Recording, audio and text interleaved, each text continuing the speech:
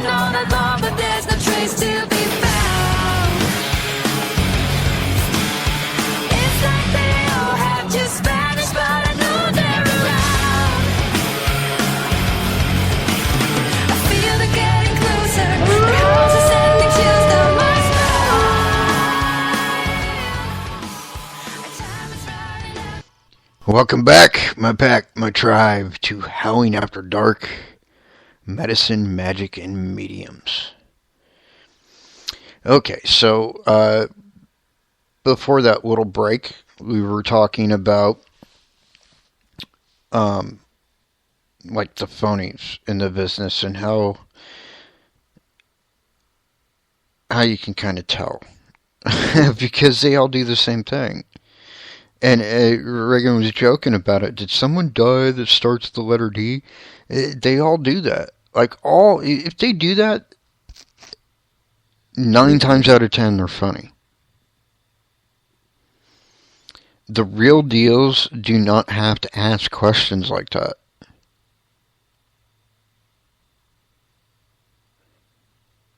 And I gave you an example, an actual description of somebody I saw that blew somebody's mind, by the way. So let me set the stage for you. I have a sis named DJ.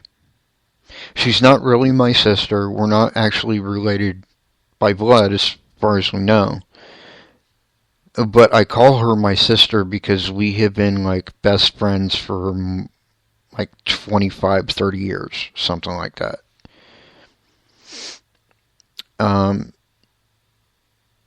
I know it's definitely been more than 20. And she's Wiccan, first of all. So just to get that out of the way. And she's really into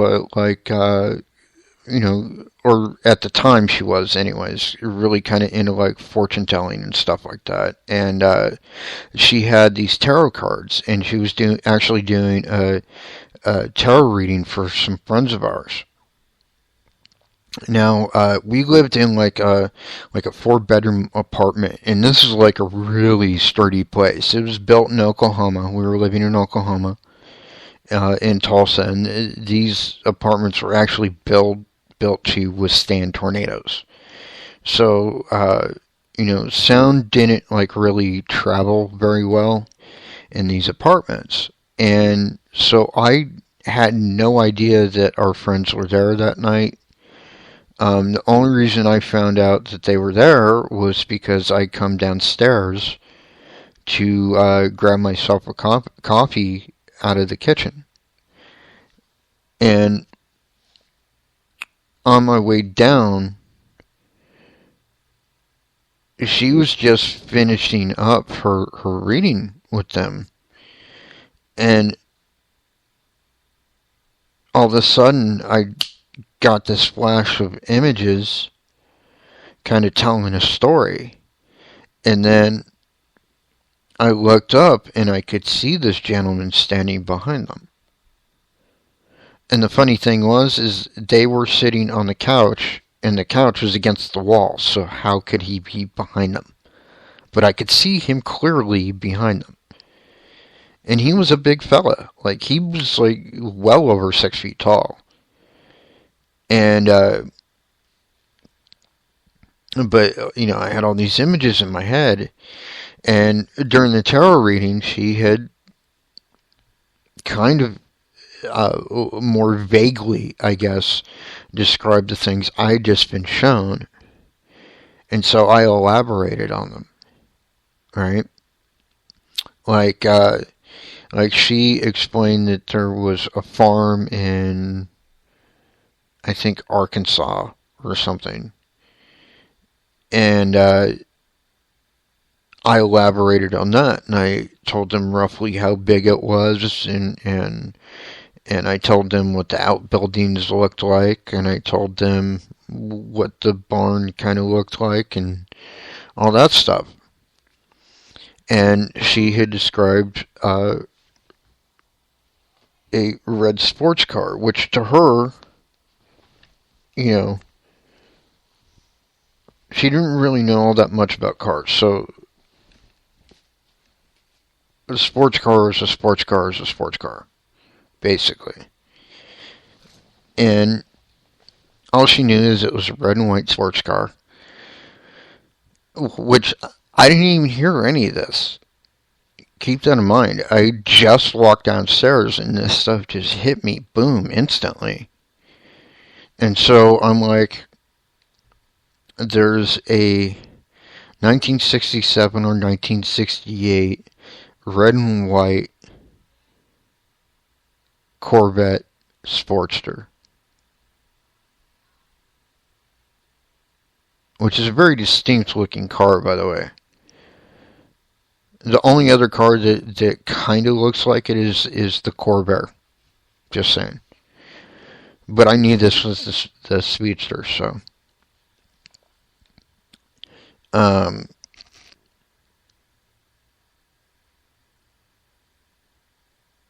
So, I told them that. And, like, everything I was saying was matching up with what she had already told them, which I didn't know at the time.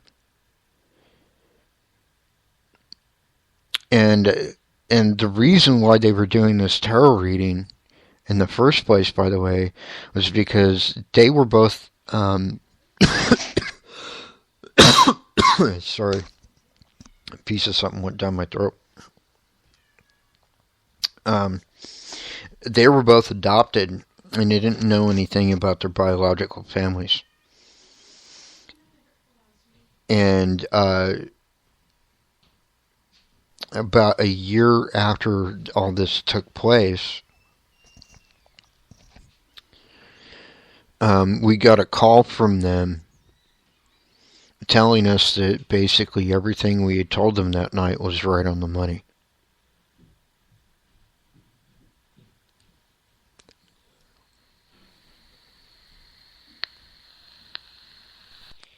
And there was no asking, did someone die that starts with the letter D? There was no, did someone die recently, or do you know someone who did? There was none of that shit. It was, boom, here you go. And that's what real psychics are like. They don't need to ask questions because they already know the answers. And while there are, I believe, a lot more out there than what people think, they're still kind of rare. Because most people, sadly, are too closed-minded. Even though they probably have abilities themselves, will never experience them because they're so skeptical and closed-minded about it. They've had it pounded in their head since childhood that these things don't exist. And that's really sad. It really is, because and just like I think it's really sad that the majority of even our own paranormal community sees only,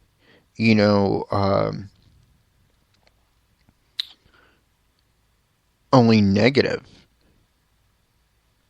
I think that's incredibly sad, because when people limit their view like that for whatever reason, they're missing out on the beautiful mosaic that is everything in the paranormal world. And it's the same kind of thing here, where like they're missing out on so much beauty and so much wisdom and knowledge and it's such a gift, and they're missing out on it because of their own limited, narrow view.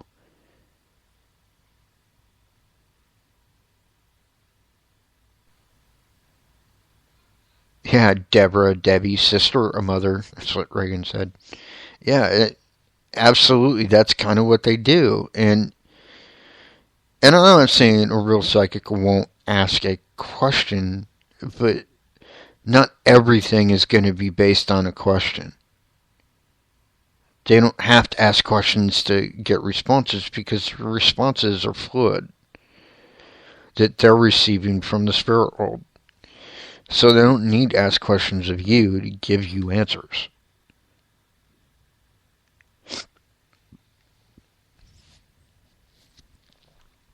Anyways, I hope that makes sense.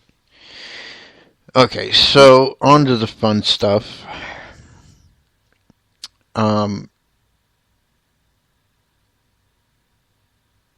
My personal relationship with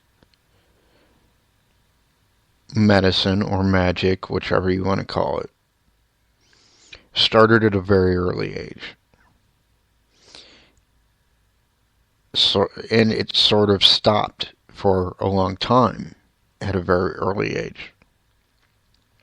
See, I'm Native American. That's no secret, and so is my mother. But my mom uh, remarried to a white gentleman by the name of Gary. My mom's name's Vicky. And I was around 9, I think, at the time. 8 or 9, something like that. Anyways, a few years before that, my mom had converted to Christianity, which is probably where some of my issues with Christianity actually come from. As I was basically forced to go to church as a kid, pretty much my whole childhood. And so yeah, and I'm not going to get into that whole thing, but I still always remembered my earlier time, and the magic never really left me, because I think there's something to be, I think there's something to be said for both sides of what I'm talking about. I think there's something very special with spells and potions and wards and sigils and all that stuff. I think there's something awesome about it. So I can't say that part of it doesn't appeal to me at all. It does. I think there's a certain beauty in everything, to be honest about it. But I will always and forever be a medicine man, because my magic in particular comes directly from nature. There is nothing to get in between me and that natural energy, that natural power. That is a personal preference for me, and that's how I feel about it. Other people may feel differently, both by practice and design, and that's fine. I'm not trying to downplay or downtalk anyone for whatever it is that they practice or believe. I'm just stating that from my point of view, personally, the less there is between me and what I'm trying to achieve, the better.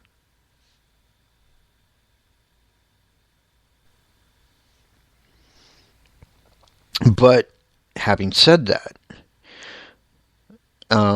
there are things that can be done with spells or potions or what have you, with that kind of magic,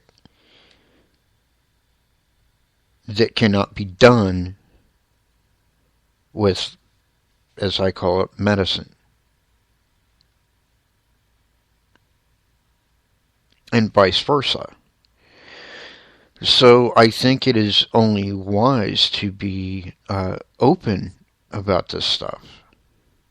And to answer the question before it even comes up, what magic really is, and keep in mind, this is, other people may have different opinions, and that's great. They can have their own show about it. I don't care.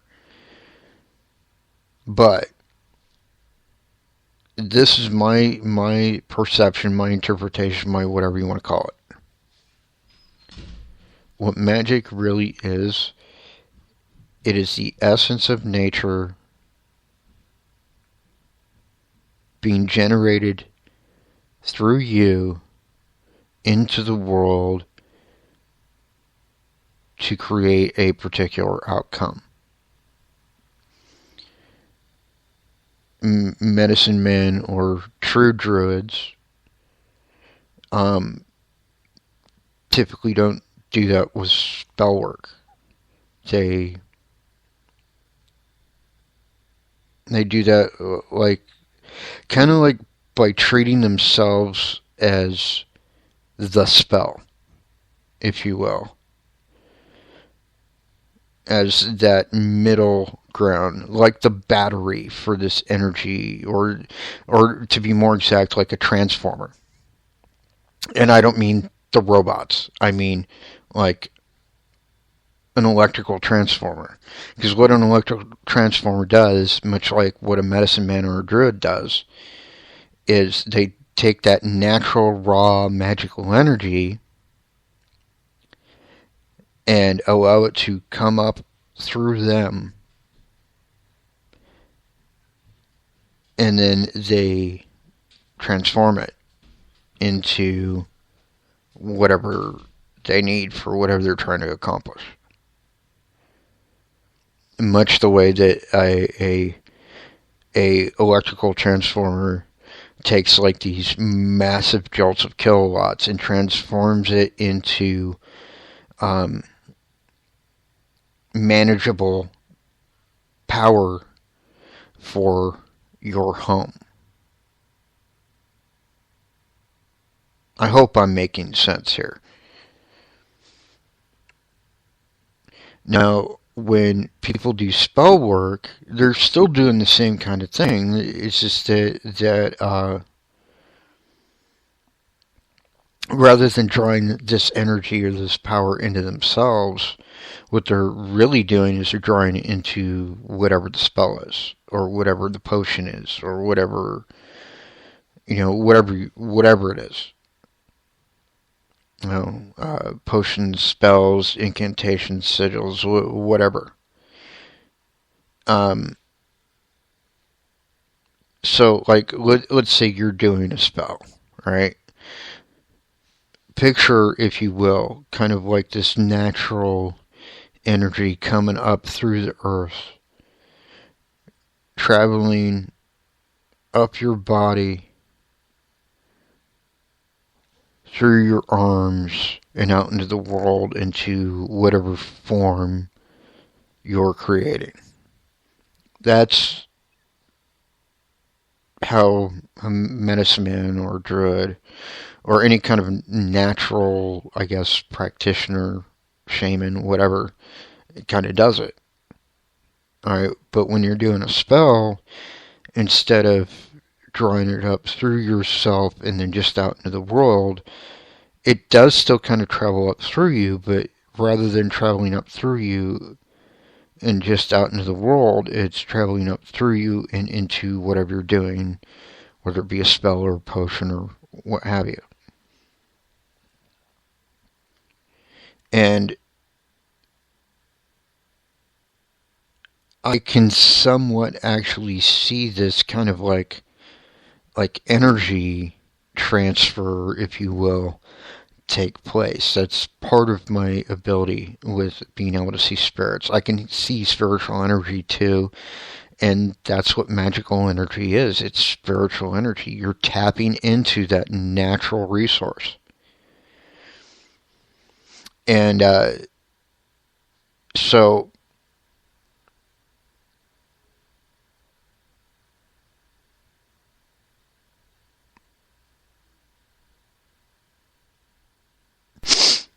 that's that's kind of like really when you cut right down to it, really the only difference between medicine and magic.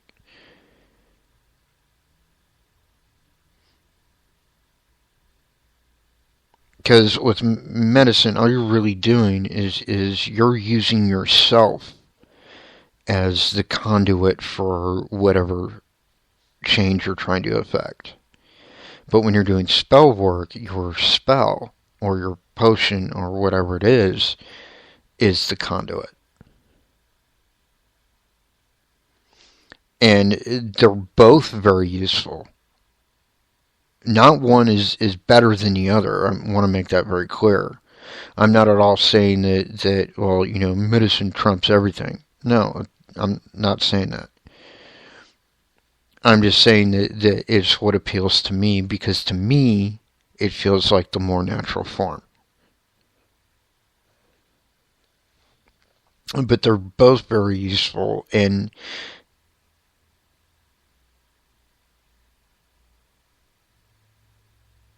yeah, well, like Reagan just said in chat, she says when she does spell work, she always asks Gaia, which is Mother Earth, or the goddess, sometimes even the trees, to help. Yeah, absolutely. Because you know on some level where your powers to do spells come from.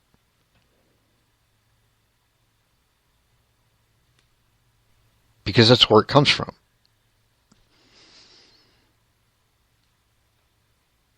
Because, all those...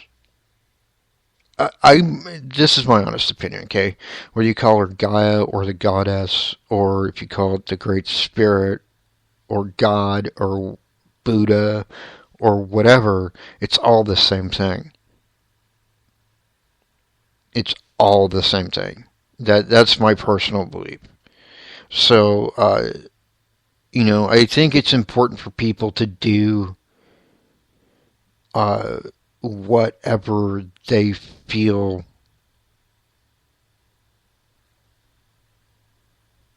more natural with. Not so much more comfortable, because trust me, there are things I've had to do as a medicine man or shaman, whatever you want to call it, that have not made me comfortable at all, but I still do them because it feels more natural to me to do it than not to do it. Like, it is not a very comfortable feeling to wage war against evil spirits in someone's home that I barely even know. But I do it because to me it feels natural, if not comfortable. If that makes sense.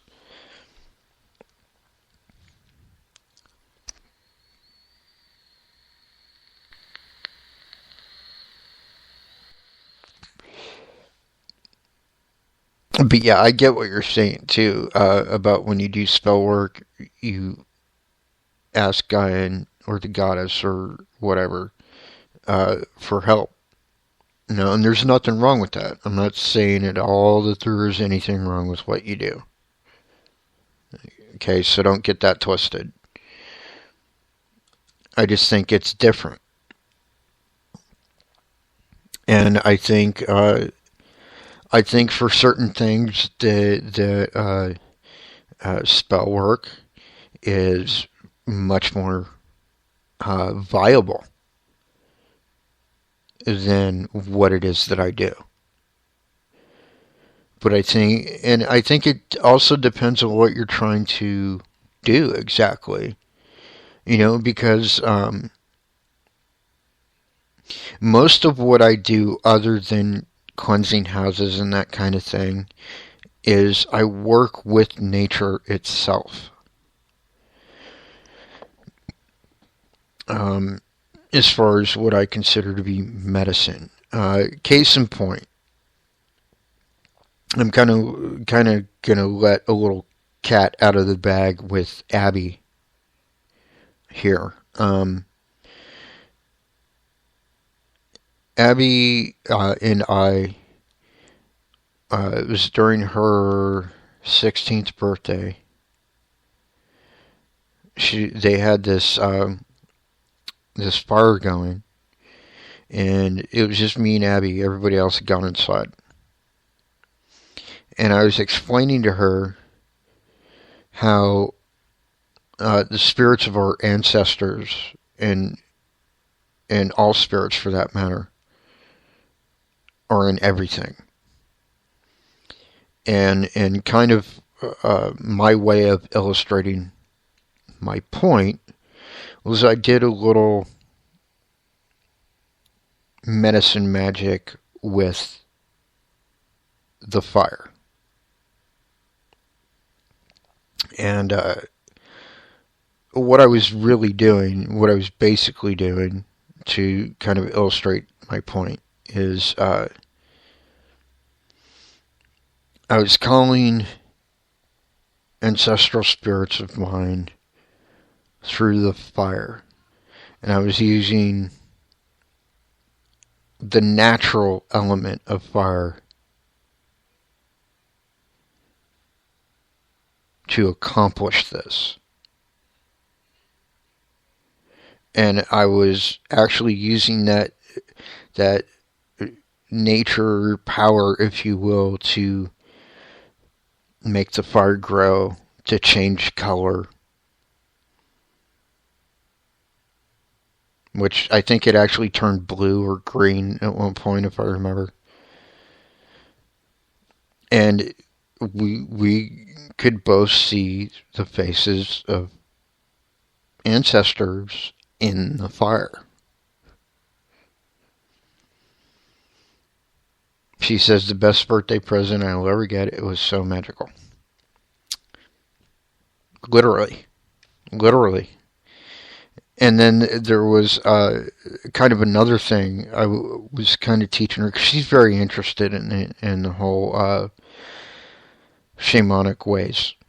And one other thing I taught her was we were at Reagan and Abby's house, and we were outside, and I had her come over to this tree and put out her hand and close her eyes. And just kind of like empty her mind of all outside thought. Until she could actually feel the heat through her hands coming off the tree and traveling up her arm into her body. And what was actually happening is she was connecting with that natural energy coming from the tree. Which, in effect, was actually coming up through the tree from the earth.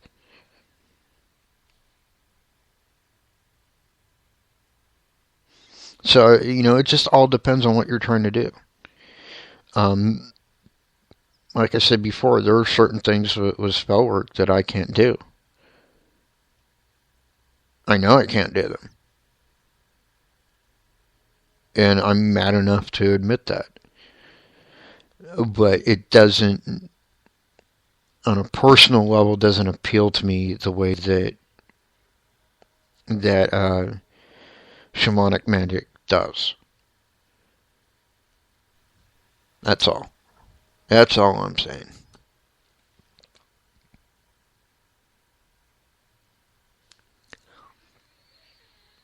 But yeah, I've explained to Abby that what I did with fire, you can do with the earth, you can do with the air, you can do with water. All it really is forging a spiritual connection with the natural elements around you and using them to your advantage in some way or form. It's really all it is. And I know to some people probably sounds incredibly harder than it actually is. And I know at the very beginning it is very hard. But once you start to do these things, they become easier and easier because it's natural. It's supposed to happen. Just like spell work. Like, it's probably very difficult in the very beginning because you're not used to it. You haven't done it before. You don't understand it all. But the more you do it, the more comfortable you are with it. And it all becomes second nature. Which is a misnomer in my book, by the way. It's not second nature, it's first nature. It is just natural, period. And I think that's the distinction. I think that regardless of whatever type of magic you may or may not practice, I think that's the part that Christians in the early days either didn't want to see or just flat out um, despised because they were closed off to it. Um, and that's probably why the witch trials and all that mess happened, is because, these are all things they didn't want to understand, and they fear what they don't understand. But it's natural. It is. It is natural. There is absolutely nothing wrong with it. And even in their own Bible, this is the part that drives me insane with Christians, by the way. So if you're at all Christian, I'm not trying to offend you. I'm just trying to point out some things here, okay? The fact of the matter is those who condemned witchcraft in a way are condemning themselves, because even in your own Bible, some of your most revered figures were using magic.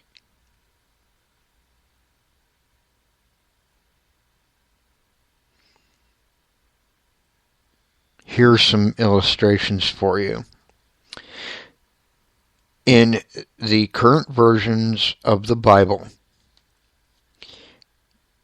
in the story about the birth of Christ, there are 3 wise men.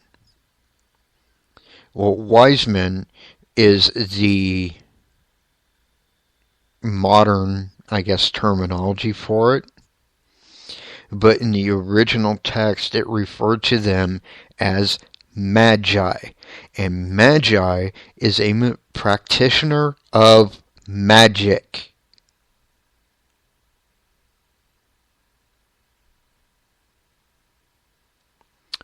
Then, let's take a good look at Moses. The rod into the serpent, the parting of the Red Sea, and yet I go on. If these are not magical things, then what are? So the next time you want to condemn those that practice magic, you may want to think about it. That's all I'm saying.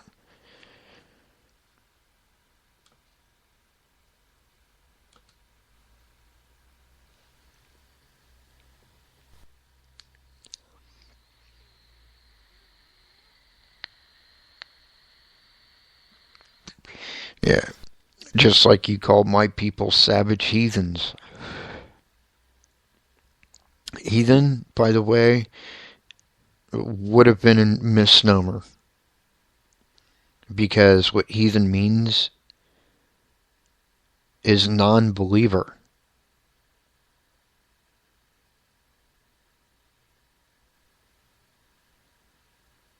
When in fact we do believe. We always have believed. We just don't believe the way that you do. The name of God, according in Hebrew, is Yahweh. Guess what Yahweh means? Great Spirit. Creator. Guess what we call our God? The Great Spirit. The Creator. So how is it different?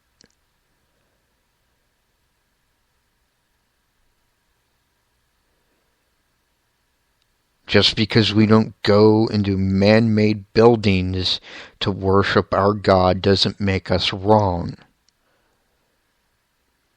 In fact, in my opinion, it's the other way around.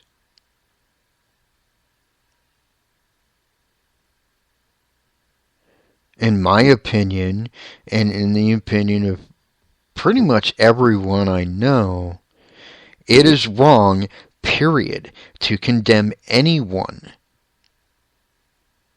for any belief they may or may not have, especially when they're not harming anyone. It is wrong, period, to sit there in judgment when your own book says, "Judge not, lest ye be judged.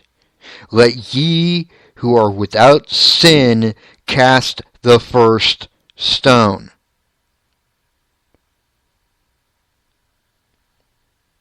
I think that's pretty clear.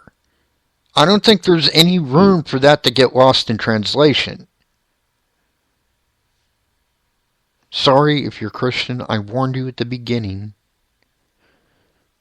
I might be a little edgy when it comes to you. Anyways.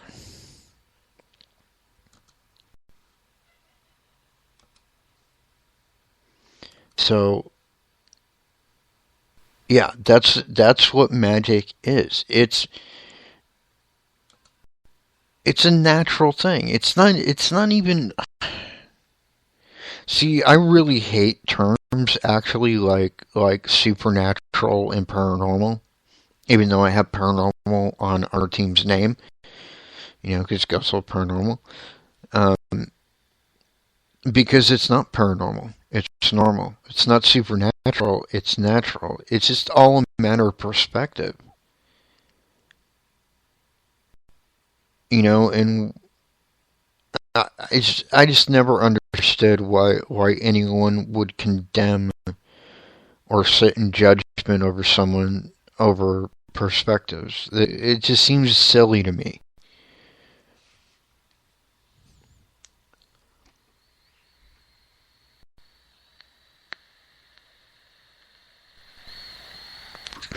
Especially when it's all the same thing.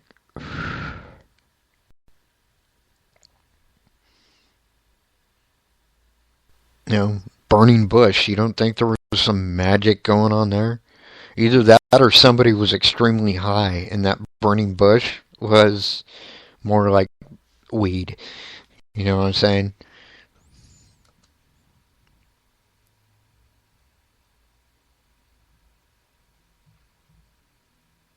Aliens. Reagan says it was aliens, Jay. I'm not saying it's aliens. Yep, aliens. Yep, that's what it was. Sure. Whatever you say. If that's what you believe, that's what you believe. I do happen to believe in UFOs, by the way.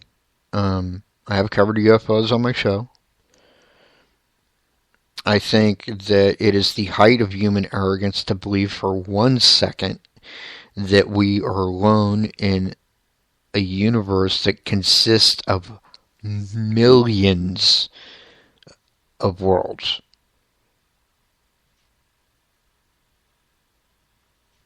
Just like I believe it is the height of arrogance to believe that there is only one way of believing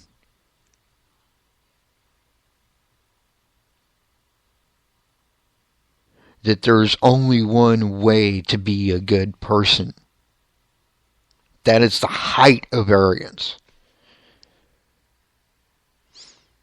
And that's where most Christians, and I say most Christians because there are some good ones I know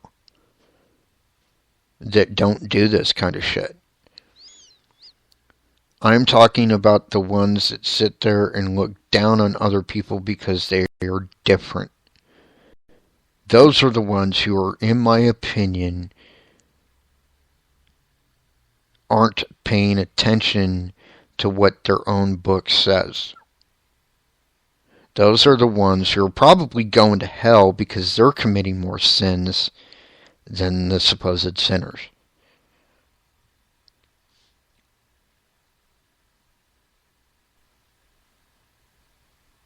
In other words, the fire and brimstone types. Well, you don't believe in God, you're going to hell. No. Fuck you. I am not. I do believe in God. I just don't call him God. Or her. Or it. Or whatever. It doesn't really matter what I call it. I could worship at the Holy Moly Church of Jim Carrey. Alrighty then. Doesn't fucking matter.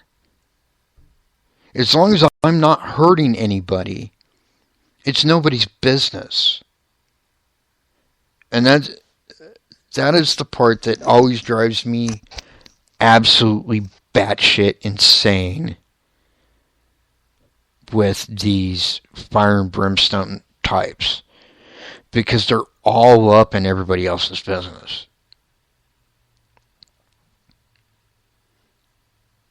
Just understand, like this, what is it, Western Baptist or West Baptist or whatever the fuck these idiots are that are sitting there talking mad shit about veterans returning from the Persian Gulf. I got 2 words for you, fucktards. Fuck off.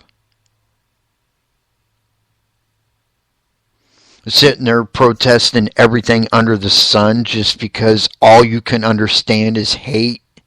Fuck off.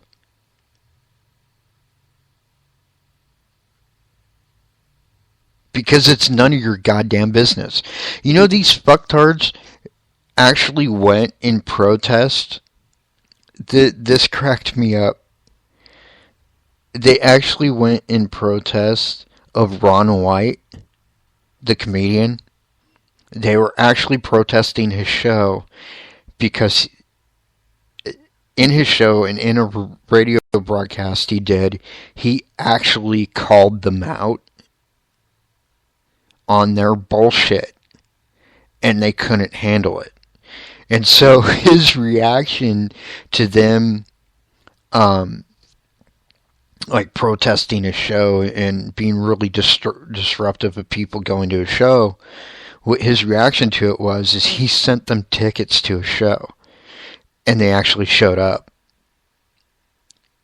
It was fan-fucking-tastic. If you have not seen his latest, I believe it's still his latest comedy special, you need to check it out.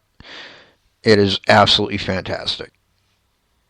He just rips into them, and it was great. Alright, we've got about 30 seconds left, folks. I want to thank everybody for tuning in. It is always great to have you all here. Love you guys, like I said before. Tune in next week on Monday. It's going to be a really awesome show. It's going to be about one of my personally favorite subjects. I can't seem to get enough of that paranormal true crime. So, until next time, my pack, my tribe, peace.